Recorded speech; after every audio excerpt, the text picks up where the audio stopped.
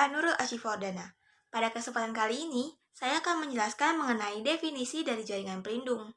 Ketika kita berbicara mengenai jaringan pelindung, tentu hal pertama yang akan langsung terfikirkan adalah mengenai perisai.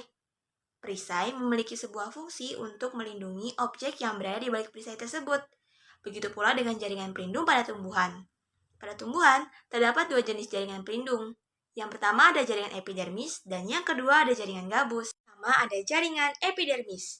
Jaringan epidermis merupakan jaringan yang berada pada bagian paling luar pada struktur penyusun tumbuhan, seperti akar, batang, daun, bunga, dan juga buah. Struktur epidermis memiliki beberapa ciri tertentu. Ciri yang pertama, struktur epidermis atau jaringan epidermis memiliki lapisan yang tipis atau tidak terlalu tebal. Hal tersebut disebabkan karena adanya susunan epidermis yang hanya terdiri dari satu lapis sel saja. Selanjutnya, ada ciri berupa tidak dimilikinya kloroplas, kecuali pada bagian sel penutup stomata yang merupakan derivat dari epidermis dan juga tumbuhan hidrofit. Ciri yang ketiga adalah dimilikinya kutin sebagai penghasil kutikula yang berfungsi untuk menangani adanya proses penguapan secara berlebihan pada tumbuhan. Dan ciri yang terakhir adalah tidak ditemukannya ruang antar sel, sehingga jika diamati dengan menggunakan mikroskop dapat dilihat bahwa sel pada epidermis tersusun secara rapat dan juga berbentuk petak. Jaringan epidermis yang termasuk ke dalam jenis jaringan pelindung memiliki 4 fungsi. Di antaranya adalah sebagai pelindung terhadap hilangnya air karena proses penguapan, dan fungsi ini dibantu oleh lapisan kutikula. Fungsi yang selanjutnya adalah sebagai pelindung terhadap kerusakan mekanik karena keberadaan epidermis yang berada pada bagian luar lapisan tumbuhan. Fungsi yang ketiga adalah untuk melindungi tumbuhan dari adanya perubahan total organik karbon. Total organik karbon merupakan jumlah karbon yang terikat dalam senyawa organik yang terkandung di dalam suatu sistem air. Total organik karbon ini biasanya dipengaruhi oleh berbagai macam senyawa organik, seperti glukosa, alkohol, minyak bumi, dan juga turunannya. Selain memiliki fungsi perlindungan, jaringan epidermis juga memiliki fungsi sebagai tempat jalur masuk dan keluarnya gas pada tumbuhan. Gas yang dimaksud adalah gas karbon dioksida yang berasal dari luar tumbuhan dan digunakan sebagai bahan baku proses fotosintesis, dan gas oksigen sebagai hasil produk dari proses fotosintesis pada tumbuhan. Lanjut, saya akan menjelaskan tentang struktur jaringan epidermis. Epidermis merupakan lapisan terluar daun. Ada epidermis atas dan epidermis bawah. Pada permukaan daun, bagian bawah biasanya ditemukan bentuk modifikasi dari sel-sel epidermis, yaitu berupa sel penutup pada stomata. Stomata atau mulut daun merupakan lubang kecil atau pori-pori yang diapit oleh dua sel penjaga. Dengan cara mengubah bentuknya, sel penutup dapat mengatur pelebaran stomata, yaitu stomatanya terbuka, dan penyempitan celah, yaitu stomatanya sedikit hampir mau menutup. Ketika stomata terbuka, terjadi pertukaran gas. Karbon dioksida berdifusi masuk dan oksigen berdifusi keluar. Lanjut ke jaringan epidermis pada batang. Yang pertama terdapat batang dikotil. Batang dikotil terdiri atas lapis sel yang tersusun rapat, tidak mempunyai ruang antar sel. Epidermis pada batang dikotil mempunyai kutikula, serta dinding sel berkutin yang terdapat pada bagian paling luar. Padanya terdapat stomata dan berbagai trikoma. Fungsi epidermis jelas untuk melindungi jaringan di bawahnya. Lalu yang kedua, pada batang monokotil. Pada batang monokotil, epidermis terdiri dari satu sel saja, satu lapis sel. Batas antara korteks dan stele umumnya tidak jelas. Pada stele monokotil terdapat ikatan pembuluh yang menyebar dan bertipe kolateral, tertutup, yang artinya di antara xilem dan flem tidak terdapat kambium. Lanjut ke jaringan epidermis pada akar. Jaringan epidermis dan bulu akar terdiri atas sel-sel yang rapat tanpa adanya ruang antar sel, berdinding tipis, memanjang sejajar sumbu akar pada penampang melintang membentuk membulat. Dinding sel disusun oleh selulosa dan pektin yang menyerap air.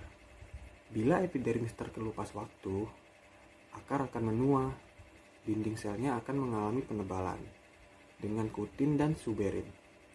Penyerapan terjadi pada bagian ujung akar. Permukaan sel epidermis sebelah luar akan membentuk tonjolan, yaitu rambut akar atau bulu akar. Sel-sel yang membentuk bulu akar terletak di belakang daerah pembentangan, meliputi sepanjang daerah atau sampai beberapa sentimeter. Nah, bulu akar akan sangat berguna dalam proses penyerapan air dan mineral-mineral dari dalam tanah. Air dan mineral akan masuk ke dalam tumbuhan melalui sel epidermis. Oleh karena itu, susunan-susunan sel epidermis akar biasanya tidak serapat pada sel-sel epidermis di daun. Selain itu, rambut akar juga dapat membantu tumbuhan menancap atau menempel dengan kokoh. Lanjut ke derivat-derivat jaringan epidermis. Derivat-derivat jaringan epidermis terdiri dari 7 macam, yaitu yang pertama terdapat stomata, trikoma, litokis, sel silika dan sel gabus, sel kipas, parenkim air, lentisel, dan filamen. Lalu pada stomata. Nah, stomata ini adalah suatu celah pada epidermis yang dibatasi oleh 2 sel penutup yang berisi kloroplas dan mempunyai bentuk serta fungsi yang berlainan dengan epidermis itu sendiri. Nah, fungsi dari stomata itu antara lain sebagai jalan masuknya CO2 dari udara pada proses fotosintesis. Selanjutnya sebagai jalan penguapan atau transpirasi dan sebagai jalan pernafasan atau respirasi. Berikut adalah gambar saat stomata terbuka dan saat stomata menutup. Lalu lanjut pembagian stomata berdasarkan hubungan ontogenik, yaitu antara sel penjaga dan sel tetangga. Nah, yang pertama terdapat stomata mesogen, yaitu sel tetangga dan sel penjaga asalnya sama. Selanjutnya terdapat sel stomata perigen, yaitu sel tetangga berkembang dari sel protoderm yang berdekatan dengan sel induk stomata. Dan terakhir terdapat stomata mesoperigen, yaitu sel-sel yang mengelilingi stomata asalnya berbeda-beda. Yaitu selanjutnya pada tumbuhan dikotil. Sel stomata yang pada tumbuhan dikotil berdasarkan susunan sel epidermis yang ada di samping sel penutup dibedakan menjadi 4 tipe sel stomata. Yang pertama yaitu anomositik, yaitu sel penutup dikelilingi oleh sejumlah sel yang tidak beda ukurannya, juga bentuk dan pada sel epidermis lainnya. Yaitu kedua ada anisositik, yaitu sel penutup diiringi 3 buah sel tetangga yang tidak sama besar. Dan ketiga ada parasitik, yaitu setiap sel penutup diiringi sebuah sel tetangga atau lebih dengan sumbu panjang sel tetangga itu sejajar dengan sumbu sel penutup serta celah. Dan yang terakhir ada diasitik, setiap stoma dikelilingi oleh 2 sel tetangga yang tegak lurus terhadap sumbu panjang sel penutup dan celah. Lalu derivat selanjutnya yang terdapat pada jaringan epidermis adalah trikoma. Nah, trikoma ini merupakan rambut bersel satu atau bersel banyak dibentuk dari sel epidermis. Struktur yang lebih besar dan padat seperti kutil dan duri tersusun oleh jaringan epidermis atau jaringan di bawah epidermis yang disebut emergens.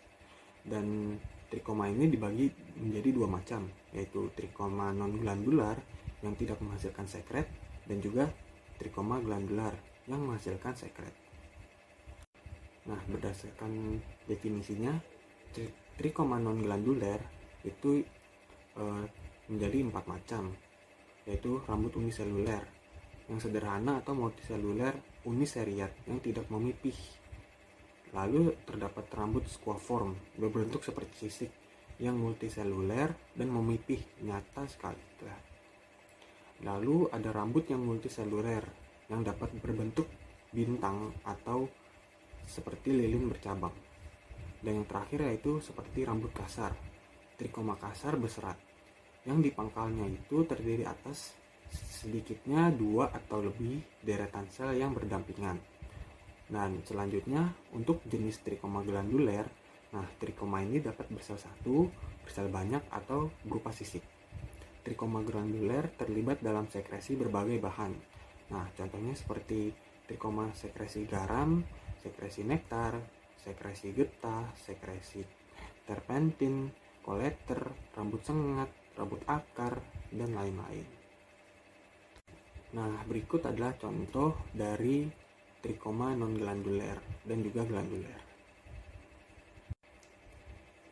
Nah, berdasarkan fungsinya, trikoma glanduler itu terdapat 4, yaitu pertama sebagai untuk mengurangi penguapan, mengurangi gangguan hewan dari manusia dan juga rangsangan luar. Yang selanjutnya ada pada bunganya, yaitu untuk mengeluarkan madu, untuk menarik serangga, membantu penyerbukan. Lalu terdapat pada biji, untuk mencegah gangguan serangga yang akan merusak biji, menyerap air sehingga biji menjadi lekas berkecambah dan tumbuh. Dan terakhir yaitu pada batang, untuk mengurangi penguapan dan juga untuk memanjat. Selanjutnya, derivat yang ada pada jaringan epidermis adalah litokis. Nah, litokis ini terdapat pada epidermis ficus elastica dengan penebalan sentripetal yang tersusun oleh tangkai selulosa dengan deposisi atau endapan kalsium karbonat yang membentuk bangunan seperti sarang lebah dan disebut sistolit. Lalu lanjut ke derivat selanjutnya, yaitu sel silika dan sel gabus. Nah, pada tumbuhan Graminae atau rumput-rumputan, di antara sel-sel epidermis yang memanjang, di sebelah atas tulang daun terdapat sel pendek yang terdiri dari 2 tipe sel, yaitu sel silika dan sel gabus. Nah, sel silika dan sel gabus seringkali secara berturut-turut disebut sebagai dalam pasangan di sepanjang daun, yaitu sering berturut-turut. Lalu ke derivat selanjutnya yaitu sel kipas atau buliform cell. Nah, sel-sel ini berukuran lebih besar dibandingkan dengan sel epidermis. Biasanya berbentuk seperti kipas, berdinding tipis, dan mempunyai vakuola yang besar. Dan juga dinding terdiri dari bahan-bahan seperti selulosa dan pektin. Nah, dinding paling luar mengandung kutin dan diselubungi oleh kutikula. Plasma sel berupa selaput yang melekat pada dinding sel dan berfungsi menyimpan air. Jika udara panas, air dalam sel kipas akan menguap dan sel kipas akan mengerut sehingga luas permukaan atas daun akan mengecil dari luas permukaan bawah. Oleh karenanya, daun akan menggulung dan akan mengurangi penguapan lebih lanjut. Lanjut ke derivat selanjutnya, yaitu lentisel. Nah, pada beberapa tumbuhan, di permukaan batangnya ada bintik-bintik yang disebut lentisel. Nah, adanya lentisel ini apabila pada permukaan batang dulu dijumpai stoma. Nah, setelah stoma tidak berfungsi lagi, maka stoma akan berubah fungsi menjadi lentisel atau porigabus. Nah, karena lubang stoma diisi oleh sel koripeloid, yaitu sel-sel yang dindingnya mengandung zat gabus. Nah, sel gabus tersebut ntar berasal dari cambium gabus yang tidak membentuk velum ke arah luar, tetapi koripeloid. Semakin lama, semakin banyak sehingga dapat tersembur keluar, sehingga dari luar tampak seperti bintik-bintik. Oke, lanjut ke filamen, yaitu derivat lain yang ada pada jaringan epidermis. Nah, filamen merupakan beberapa jenis sel mati yang terdapat di sebelah dalam epidermis akar, gantung atau akar udara pada tanaman anggrek. Nah, filamen berfungsi untuk menyimpan air atau menyimpan udara. Epidermis beserta filamen ada yang menyatakan sebagai epidermis ganda atau multiple epidermis dikarenakan bentuk dan fungsinya yang hampir sama. Dan derivat terakhir yang ada pada jaringan epidermis yaitu parenkim air. Nah, parenkim air merupakan beberapa lapis sel di sebelah dalam epidermis daun tumbuhan xerophyt, tersusun oleh sel yang besar-besar berdinding tipis dengan vakuola sentro yang besar. Parenkim air berfungsi untuk menyimpan air pada tumbuhan xerophyt. Epidermis beserta parenkim air disebut epidermis ganda, sama seperti filamen. Baik, saya Inaiti Dajah Putri akan melanjutkan penjelasan mengenai jaringan gabus. Nah, pertama-tama mari kita ketahui dulu apa pengertian dari jaringan gabus ini. Nah, jaringan gabus ini merupakan kelompok meristem sekunder yang terbentuk dari sel-sel parenchyma cortex bagian luar batang. Nah, jaringan gabus ini terbentuk dari velogen yang tersusun rapat dengan lapisan lilin yang telah siap menggantikan epidermis yang terkelupas akibat aktivitas kambium vaskulernya. Nah, berikutnya ada beberapa ciri umum dari jaringan gabus. Yang pertama, jaringan gabus ini terdapat pada tumbuhan gimnosperme atau tumbuhan dikotil. Nah, yang kedua, jaringan gabus ini juga melindungi tubuh tumbuhan agar dia tidak kehilangan air terlalu banyak. Lalu, jaringan gabus ini bersifat lebih kuat daripada epidermis. Nah, dia terdapat pada bagian tepi dari alat-alat pada tumbuhan. Lalu, jaringan gabus ini dibentuk oleh kambium gabus. Dan yang terakhir, sel-sel gabus ini mengandung suberin dan kutin. Nah, selanjutnya ada struktur dari jaringan gabus ini sendiri. Nah, jaringan gabus ini memiliki 3 lapisan. Yang pertama ada eksodermis, lalu ada endodermis, dan peridermis. Nah, yang pertama ini ada eksodermis. Nah, eksodermis ini dia terletak pada bagian luar atau terletak di bagian paling luar. Nah, dia ini juga mengandung suberin sebagai pengganti dari epidermis. Lalu di dalam eksodermis ada endodermis. Nah, endodermis ini ada endodermis muda dan ada endodermis tua. Di mana endodermis yang masih muda ini sifat dinding selnya masih elastis gitu karena masih bersih dari selulosa. Sedangkan pada endodermis yang sudah tua, dinding selnya ini sudah mengandung suberin dan kutin. Nah, jadi juga selnya udah pada mati. Nah, pada endodermis ini juga terdapat xilem, kambium vaskuler, dan juga phloem. Nah, yang terakhir ada peridermis. Nah, di peridermis ini atau kulit gabus, dia ada 3 bagian yang terdiri dari velogen, velum, dan veloderm. Baik, kita akan membahas lebih lanjut mengenai peridermis. Nah, di mana peridermis ini dibagi menjadi 3, yaitu ada velum, velogen, dan veloderm. Nah, yang pertama ini ada velum. Velum ini lapisan selnya masih bersifat meristematik. Nah, velum ini terbentuk ke arah luar menjadi gabus, sedangkan yang poin kedua ada velogen. Nah, velogen ini merupakan dia terbentuk ke arah luar juga, tetapi dia berisi dari sel-sel yang sudah mati. Lalu yang terakhir ada veloderm yang merupakan jaringan gabus yang terbentuk ke arah dalam. Nah, sel-selnya ini masih sel-sel yang hidup dan berdinding selulosa. Jadi terdapat beberapa perbedaan dari velum, velogen, dan veloderm, di mana velum itu selnya masih meristematis dan terbentuk ke arah luar. Nah, velogen ini selnya sudah mati tapi terbentuknya ke arah luar juga, dan veloderm terbentuknya ke arah dalam tetapi masih berisi sel-sel yang hidup. Nah, dari gambar ini dapat kita lihat bahwa yang berada di lapisan paling luar itu ada velum, lalu di bawahnya ada velogen, dan paling bawah ada veloderm. Nah, velum ini yang seperti kita tahu, dia terbentuk ke arah luar, dan velogen juga terbentuk ke arah luar, dan veloderm yang terbentuk ke arah dalam. Jadi dapat kita simpulkan bahwa jaringan gabus ini sudah bersiap untuk menggantikan fungsi dari epidermis ketika batang sudah mengalami penumbuhan sekunder. Nah, di mana jaringan gabus ini terdiri dari endodermis, eksodermis, dan peridermis. Di mana peridermis ini terbagi menjadi 3 lagi, yaitu velum yang terbentuk ke arah luar, velogen, dan veloderm yang terbentuk ke arah dalam. Nah, dan endodermis ini juga terdiri dari xilem yang terbentuk ke arah dalam, kambium vaskuler, dan phloem yang terbentuk ke arah luar. Sehingga jaringan gabus ini berfungsi sebagai pelindung yang menggantikan epidermis yang sudah rusak atau yang sudah menebal.